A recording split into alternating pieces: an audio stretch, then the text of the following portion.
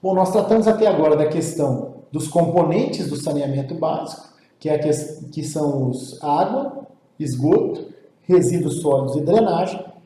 Falamos do novo papel da ANA, que deixa de ser uma mera reguladora de recursos hídricos, função essa que já era muito importante, e agora passa a ter um papel de universalização, uniformização e coordenação nacional da questão do saneamento básico, e um papel muito importante nessa coordenação com as agências subnacionais. Falamos da questão do prazo do saneamento básico, da universalização, que é 31/12/2033, também da obrigatoriedade e da necessidade do Plano Municipal de Saneamento Básico, e agora vamos tratar de um outro ponto muito importante trazido pelo novo Marco do Saneamento, a obrigatoriedade de licitação para a delegação do serviço de saneamento. Você deve saber, a maioria dos municípios no Brasil delegam a sua função de tratamento de água e de esgoto para empresas e muitas delas delegam para empresas estaduais. E essas delegações para empresas estaduais, na maioria dos casos, eram feitas sem procedimento licitatório.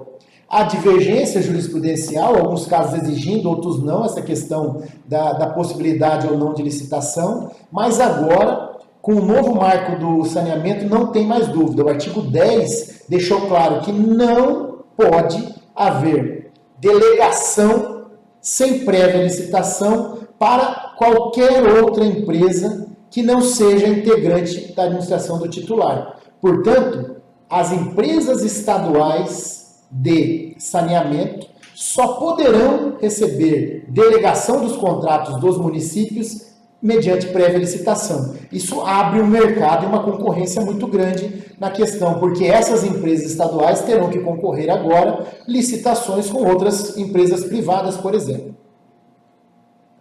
Um outro tema importante que foi incluído pelo novo marco de saneamento é tratar expressamente das perdas de água, da obrigatoriedade ou incentivo a reuso e aproveitamento de água de chuva.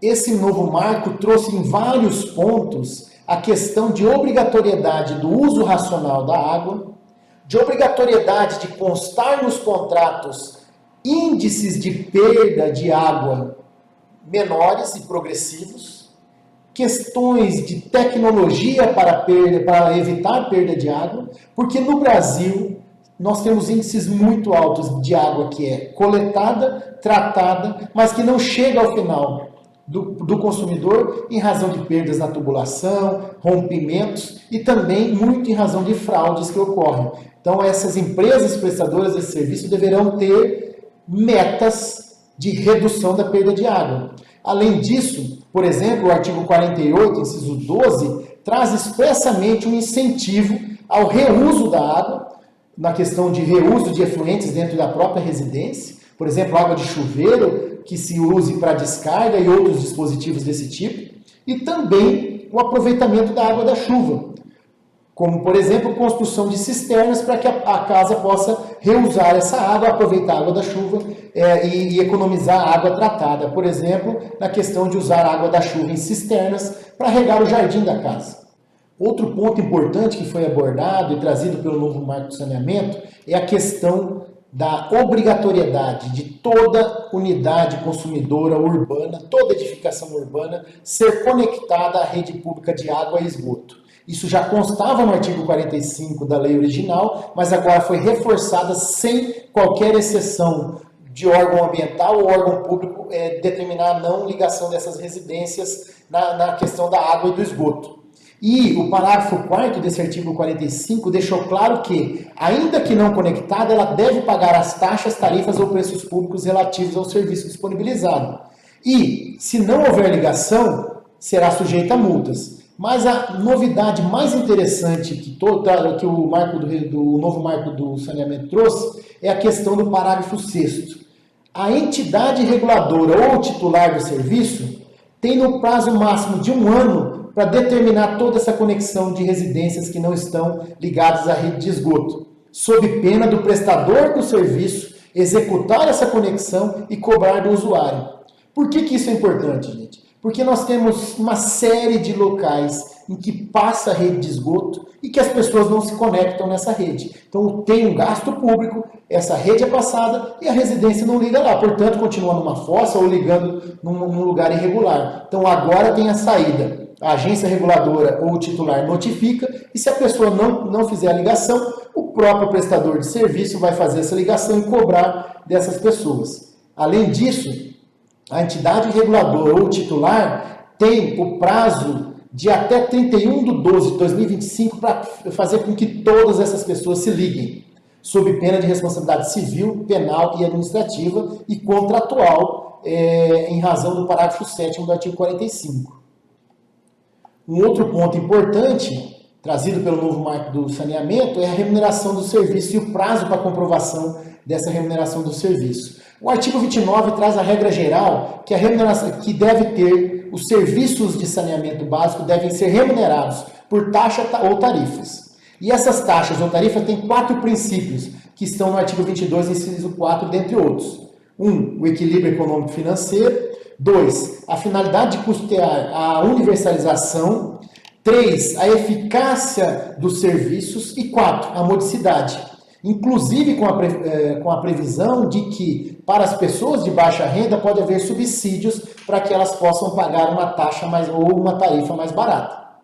Um último ponto que eu queria trazer nesse vídeo é que é relativo à taxa de resíduos sólidos. A taxa de resíduos sólidos, prevista no artigo 35 da lei original, já dizia alguns critérios em que poderiam ser estabelecidos essa taxa. Um deles era o nível de renda, que foi revogado pelo novo marco do saneamento. Mas, no meu entender, isso não tem muita relevância, porque o artigo 30, inciso 6, ainda fala que as taxas e tarifas devem ser calculadas conforme a capacidade do usuário de pagamento, e nós temos o princípio constitucional da capacidade tributária, que determina isso também. Mas outros critérios que constavam e ainda continuam constando para uma taxa de resíduos sólidos é característica dos lotes, peso ou volume médio coletado por habitante ou domicílio, mas aqui vem mais 2 pontos importantíssimos trazidos pela lei do novo marco de saneamento. Um é a questão do consumo de água e o 2, a frequência da coleta. A questão do consumo de água é muito interessante pelo seguinte: não quer dizer que vai criar um adicional na conta de água, mas quer dizer que as prefeituras que forem instituir taxas de resíduo sólido podem levar em consideração o volume de água consumido, porque esse é um dos critérios para saber quantas pessoas tem dentro de uma residência. A questão da taxa de resíduos sólidos foi consolidada pelo STF na súmula 19, dizendo que pode ser cobrada essa taxa desde que seja para serviço público de coleta, remoção e tratamento ou destinação final do lixo de resíduos sólidos. O que não pode é incluir parte de limpeza urbana, mas aquela parte das residências, a súmula 19 determinou que sim. E a súmula 29 disse que é constitucional adotar nessa taxa um ou mais dos elementos de base de cálculo de outros impostos, desde que não haja integral identidade entre uma base e outra. É por isso, por exemplo, que pode ser feita a taxa de resíduos sólidos com base na metragem do imóvel, que é uma das considerações do IPTU, e no caso agora do consumo de água, com base no volume de água, que é uma das incidências do ICMS. Como não é bitributação, não é a mesma cobrança, mas um dos critérios, eu entendo que a súmula 29 do STF protege esse tipo de situação. Além disso, o novo marco do saneamento veio consolidar uma situação que já vinha sendo aplicada, que é a possibilidade de cobrança da taxa de resíduos sólidos com outros serviços. Muitos municípios, em razão da alta inadimplência da cobrança isolada da taxa, têm incluído essa taxa na conta de água. Então, agora, o novo marco do saneamento foi claro ao determinar que é possível essa vinculação, cobrar a taxa de resíduos sólidos na conta de água. Resta saber se o judiciário vai entender que isso é constitucional ou não, mas está agora expresso na lei. No meu entender, para que se respeite o Código do Consumidor, pode sim incluir essa cobrança na taxa de água, mas deve permitir que essa cobrança seja excluída pelo consumidor para que se possa não haver corte de água em razão da falta de pagamento da taxa de resíduos sólidos. Um último ponto muito importante para os prefeitos. Eles têm o prazo de 1 ano para comprovar que tem recursos para custear o sistema de resíduos sólidos, ou então eles devem remeter uma instituição de taxa ou de tarifa para essa finalidade, sob pena de incidir na lei de responsabilidade fiscal como renúncia de receita. E essa lei complementar 101 de 2000, a lei de responsabilidade fiscal, traz graves consequências nesses casos, inclusive crime de responsabilidade e improbidade administrativa. Bom, eu espero que você tenha gostado desse vídeo. Se gostou, compartilhe com seus amigos, me segue lá no Instagram e novamente eu deixo claro, não tratei da questão do suposto fim do prazo dos lixões, a nova prorrogação, porque nós temos um vídeo específico sobre isso. Se você se interessa por essa matéria, olha lá no meu Instagram que tem esse vídeo também. Um abraço e boa semana a todos.